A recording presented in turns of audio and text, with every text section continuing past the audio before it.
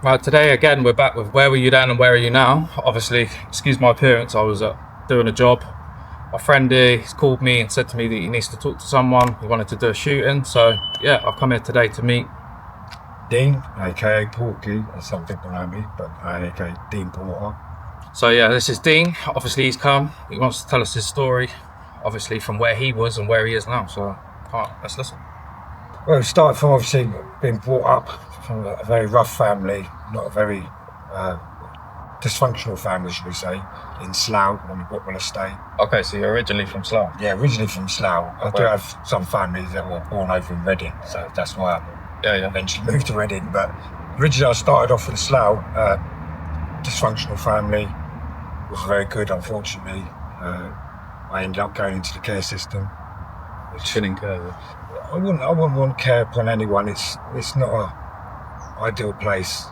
They say it is, but deep down, mentally it isn't. It's quite traumatic, trauma for anybody, any kids really, in that sort of system. But yeah, I was in the care system from the age of about 6 up to the age of 16. Travelled different children's homes up and down the country, foster parents, children's homes, like naughty boy schools as they used to call them back then. Yeah. So kind of a few years going through up and down the country, not feeling sort of anywhere comfortable to fit in or being wanted or accepted. So you didn't feel accepted by no one? No, I've always felt on my own in my life. But lonely? Yeah, could say that. Yeah, definitely without doubt. So your real mum and dad and stuff, do you talk to them now? My real mum, I know of her.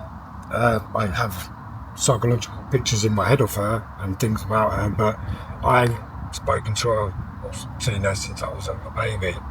So I know where she lives and that. Because of the trauma she went through, which I fully don't know of. Yeah.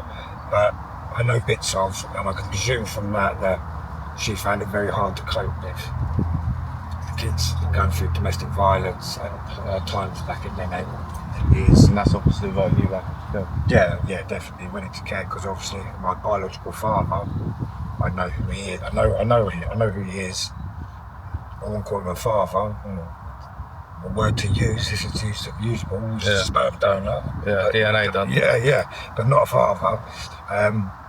So we all got shipped apart, but my 2 older sisters, they weren't in the care system that long because they managed to, as some of the young youth do back then, get pregnant. Okay. And they found that could draw them out of the care system and get a lot of help. So that, in one way, they got help and support from the government and having children and stuff like that. So they got things on offer that you couldn't. Yeah, basically, yeah. I can't have children, so yeah. Sure. But yeah, they had children and things, so they managed to get themselves comfortable and established and kind of sorted their lives out. Yeah. My other younger brother, he stayed with his mum all the way up till he was 19. Then she kicked him out because he was a bit naughty, but he stayed with his mum. So I kind of had a resentment against them all because they all had something or had someone, and I didn't. So I kind of had I had a kind of like an aggression or anger or frustration against the world, against sort of authority figures and things like that because of the way I was treated through life because of them. Okay. So from when obviously you come out of care at 16, where did it go from there? I was hanging around with, should we say, dysfunctional people, naughty people, and I wanted to pull away from that.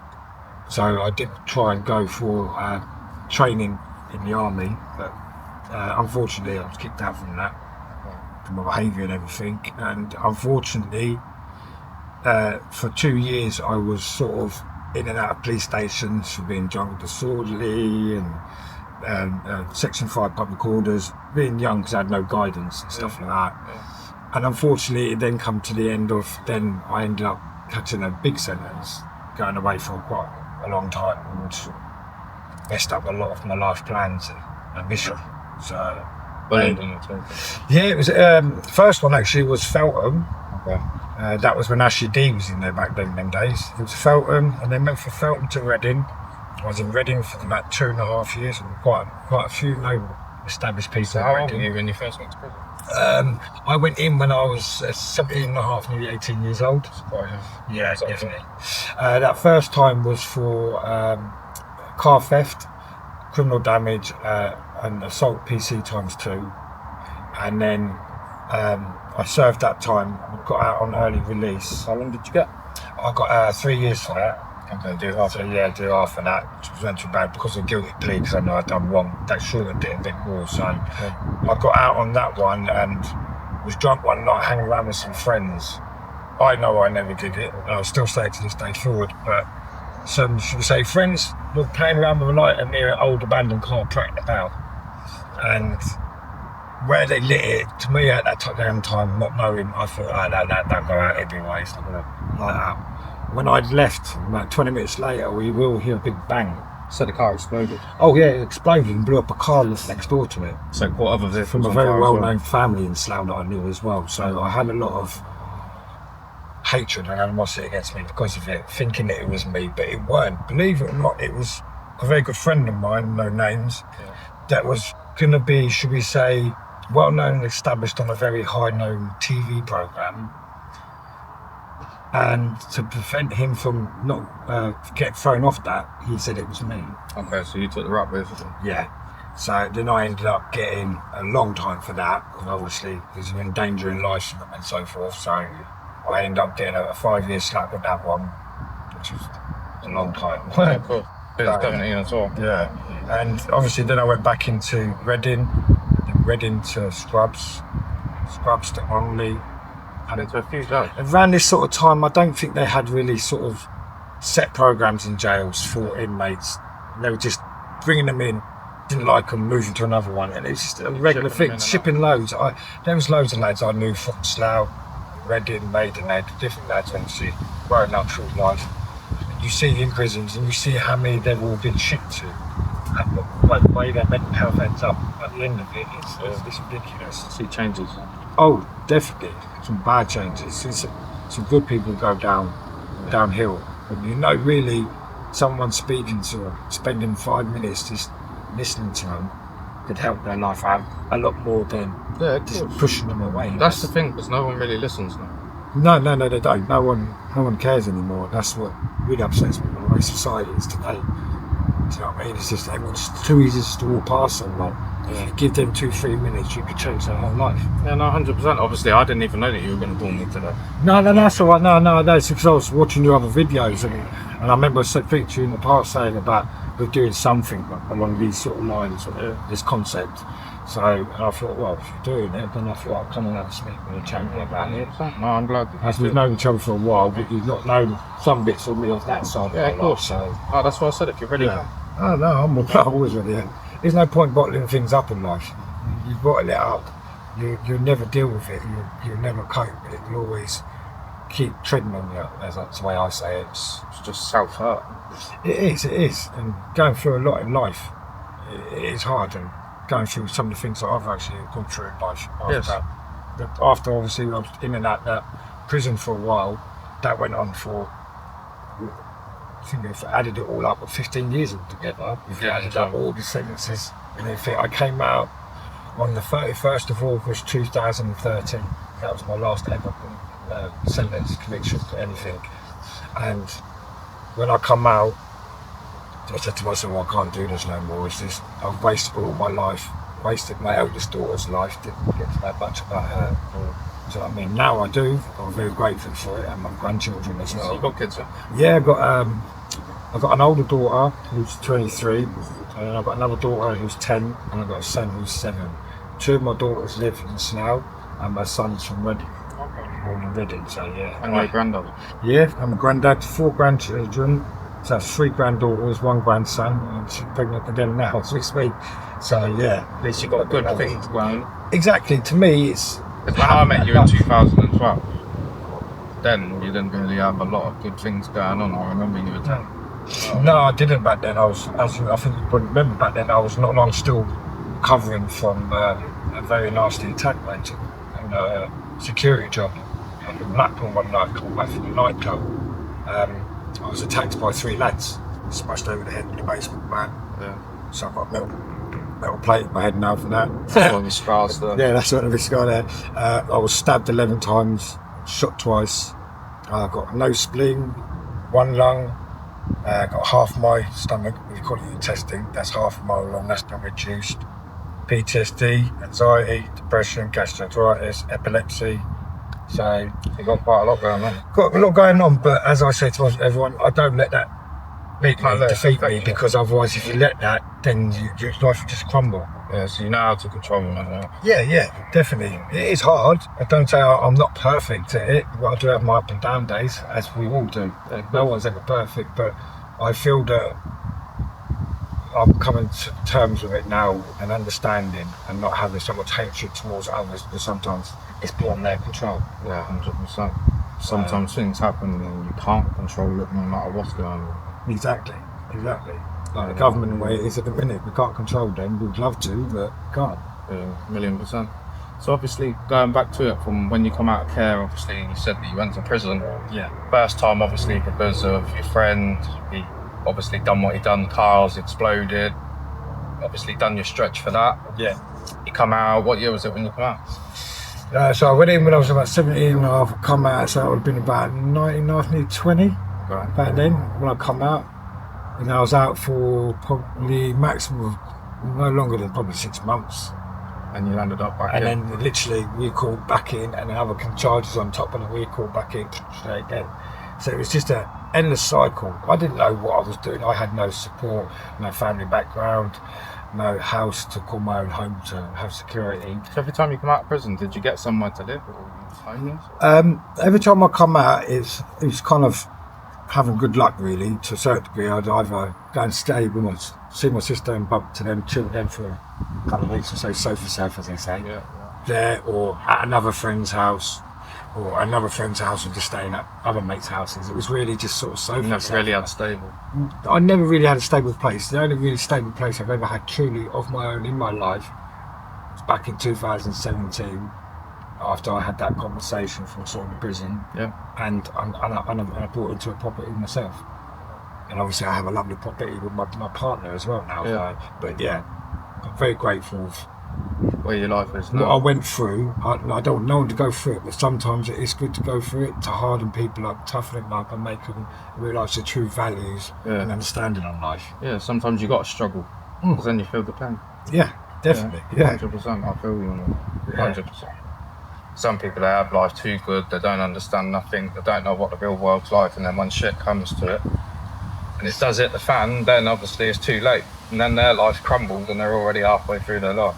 It is. It's like most of the kids, not be nasty, but if you take that phone away from them now, they think the world's ended. Yeah. They don't know. Like other kids, a lad the other day was talking about music, and I said to him, the best music was the album, like the 80s and 90s, R era. That was proper music back then.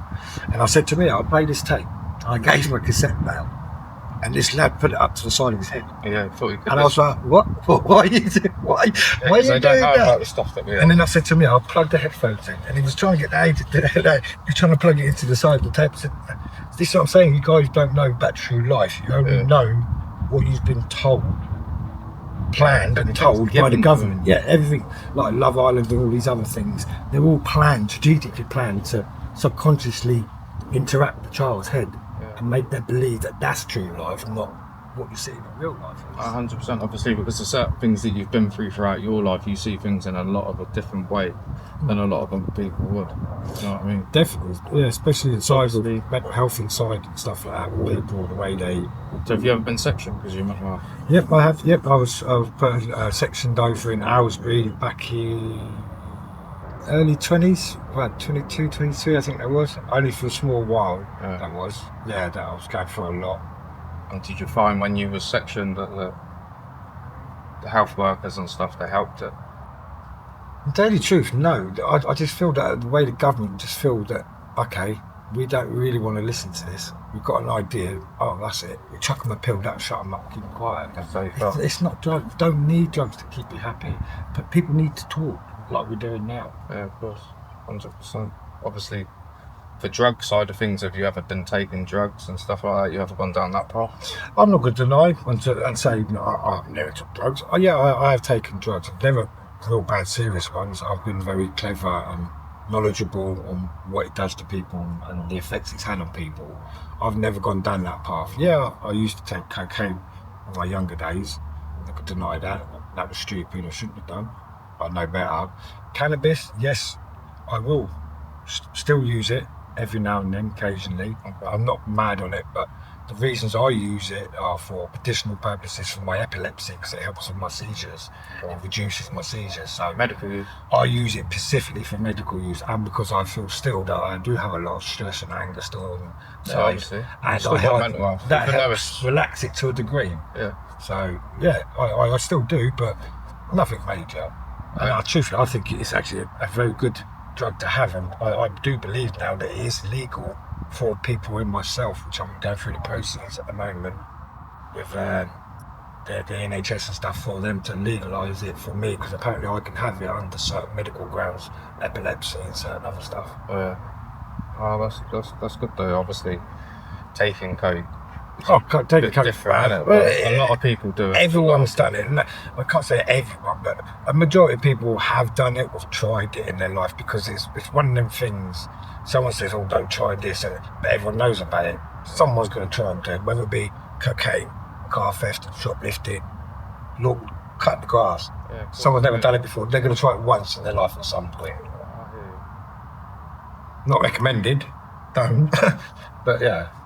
Oh, but at least you didn't really go down that drug path and stuff, do you know what I mean? Because obviously I know other people have been involved in the care system and stuff, and it completely done.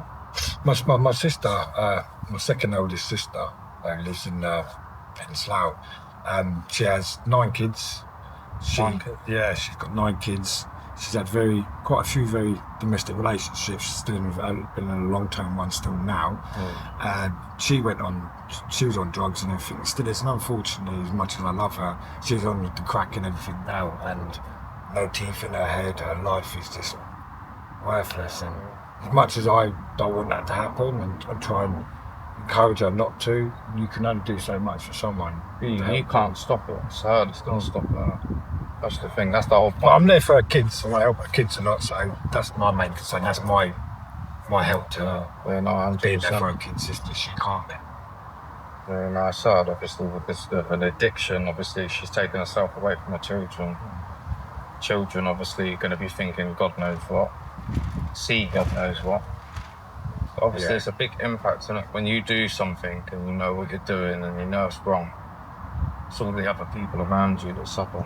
It's the kids that always suffer when it comes to along the lines of domestic violence. Now, I know people don't like it, people don't want it to happen. It does happen. Yeah. But what people need to realise before anything is what the kids are surrounding you. They are like sponges, and they absorb it, despite you thinking, they never saw it. They never heard it. They did. Then that affects them and their relationships when they get older in life. Yeah, no, of course, 100%. Well, they learn what we teach. You know what I mean? So it's hard either way, isn't it? Definitely. It's hard either way, especially with the way that the world is at the moment. They ain't help. Do you know what I mean? So it's a weird one. It's an awkward one. You can't really do life.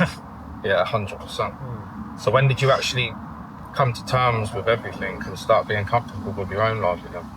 Truthfully, that was probably You said that 2017, 18, 19. Okay, so 17 you got your flat. And then by the time you got your flat in 2018 is when you started to become more... I started, when I see you a little while back, and I started getting, obviously I had my conversations with prison, so I managed to get the property, got that all sorted out.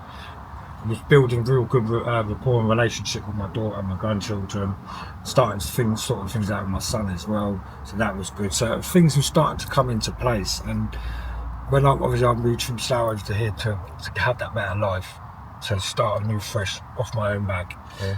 The people that I met around Reading and associated with respected me and saw me and treated me the way I treated them. So I just found that this was my better place to be. People were more respectable and understanding. Yeah, and had empathy as well. Yeah. And here in Reading, not in Slough, here in Reading, there was a lot more empathy and a lot more companionship in Reading. I know it's got a lot more love. Yeah. Felt more better. People, they treat you. Yeah. Do you think that was though because you obviously Slough was your hometown? Or do you just think in general Reading's a better place than Slough? Reading's a lot bigger, better, more diverse, which I thought was more better. Yeah. Slough, it was alright, but Slough was an old school town. It's like on the borough of London, isn't it? So Reading here is more like a rural, sort of more quieter, set back, relaxed a bit more, sort of countryside. But as you go into Slough, it's more compact, it's more intense, it's more loud and abrupt, do you know what I mean? And on the skirts of London. So you had all the big major factories and industrial estates in Slough and stuff like that. So there was a hell of a lot going on, all those type of studios, all that lot. So it was quite a lot, so it was always something always going on 24/7. You never felt comfortable. No, so you never got to rest. Yeah, I hear you. It was always on the go. So No, but here, whenever it's I've more seen peaceful. you here, you're happy. I'm so much more happy. The sun, at the moment, is out. That's good. The sun, the people, the places you can sit down and relax and just calm. Yeah. Do you know what I mean? It's just, I just feel so much more better. More chilled out environment for yourself. Definitely. Better for your mental health. Oh yeah, a hell of a lot more better. When I was in Slough a few years back, and I was going through my seizures, I could be having 8 to 9 seizures in a week, and quite intense seizures. Do you know what I mean? I could seriously end up hurting myself from the outfall. I've gone from like that, and that'll be every week without fail, in and out of hospital and stuff like that. And now, you're probably lucky if I have 2 within 3 months. So it is a hell of a lot better. Hell of a lot better. You can tell things are a lot calmer in your life now. Oh yeah, definitely. My health, mentally and physically, it feels a lot more better. You've obviously got a lot more better people around you now compared to 10 years ago. Yeah. People that actually are your friends, not the ones that say, yeah, I'm there for you, I'll help you do this, and then you go and phone and never answer. Not saying this to that worry, but they never answer, and then the only time they do ever want to answer the phone to you, or should I say, not answer, but phone you, is when they want something. Exactly. Yeah. And that really winds me up. So I kind of pulled away from all them sort of people that are like that. The users. Definitely, yeah. Might not be drug users, but they're people users. Just because of the drugs, it's not always drugs. A user can be a user. Yeah, and they're very clever and very manipulative at doing it. Some people can't even see when they're doing it. Do you know what I mean? And it hurts to see people manipulating other people and taking advantage of them. Knowing full well what they're doing, what they're doing. Yeah, no, 100%. I see it a lot through the high street in town, obviously, because I work in town as well. So I see a lot of, should we say, the unfortunate people of society, the way that they get manipulated and used through the town. It's horrible. Get told to go steal things, do things, just to make a little bit of money, but fill somebody else's pocket with a bit more. Yeah, exactly like that, yeah. And the danger that they're causing doing it as well, and the disruption to other people's life and daily routines, just for the satisfaction of what. Yeah, well, we all know where it's going. Oh yeah, of course. Yeah, everybody knows where it's going. Yeah, definitely. Wow, there. But no, it was really good talking to you today, bro. No, and you too, bro. It was good, man. It's good to get it out. You rung me. No, and you too, bro. Because obviously I ain't seen you in a little while. No, I always see you flying by when I'm going past on my scooter. I see you, or you're flying into town. That's the thing, though. When you get older, you get busy. You do. That's the thing that I do. I don't like because you get older.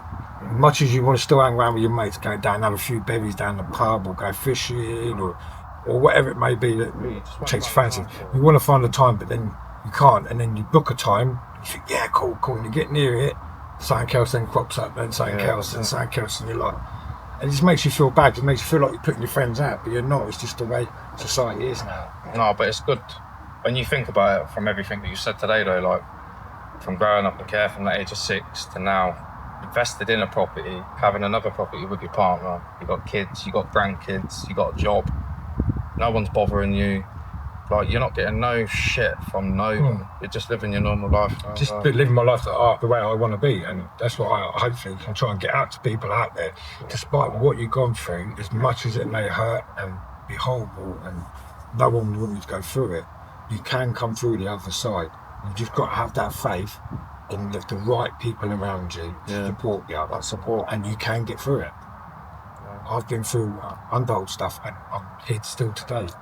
Yeah, no, 100%, and it just shows you, no matter what you can go through in life, you can talk about it. Yeah, of course. It's good, as BT says, it's good to talk, guys. Yeah, 100%. So, but we're running out of time. Yep, that's Is there any other little bits and pieces that you want to say, any messages that you want to give to the people? All I just say to people out there is, just take 2 seconds to think about what you're doing before you do it, and just make sure that you're happy in life and you do the right things. Do you know what I mean? It's just take care of yourself. Don't worry about what other people are thinking. Just worry about your life and what you want to do. 100%. That's what it's really about. People worry about other people, what they think. Don't worry about them. They're not in your life to worry. You worry about your life and you set your path and your goal. You just go for it. That's it. Well, people, I hope you're all listening to what you just said.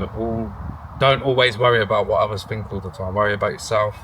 By worrying about yourself, you will sort yourself out. Because worrying about others, you're not going to go anywhere. So just focus on yourself. It's a wrap, guys. So where were you then and where are you now? Safe. Take care. D. Cheers, Nice brother. one, my brother. And you too, bro. Safe. Love, guys. Love. Like, share and subscribe.